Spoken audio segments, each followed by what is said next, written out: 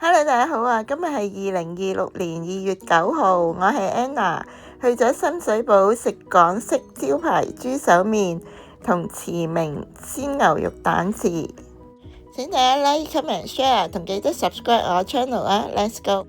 喺深水埗港鐵站 A2 出口，然後直行去到汝州街轉左，就係呢間招牌老字號新香園，門口都擺放咗慈明美食同各款餐飲嘅餐牌。一入門口呢，就見到介紹麻辣有乜好同香港全城美食嘅牌片。3.3平日都爆場。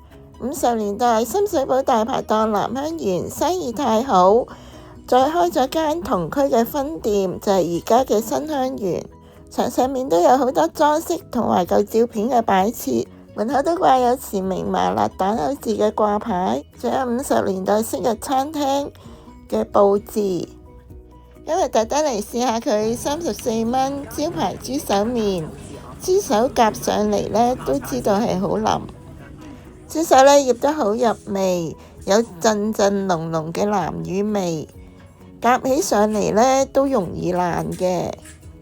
但係外皮呢，除咗腍之外呢，又富有彈性嘅，係新鮮豬手嚟嘅。要真腍話好食，名不虛傳。配料呢又係好新鮮嘅生菜，麵質呢都好爽彈，係唔會腍嘅。試下佢呢個24蚊嘅鮮牛肉蛋治，我唔係太鍾意麻辣，冇要到就加咗1蚊烘底。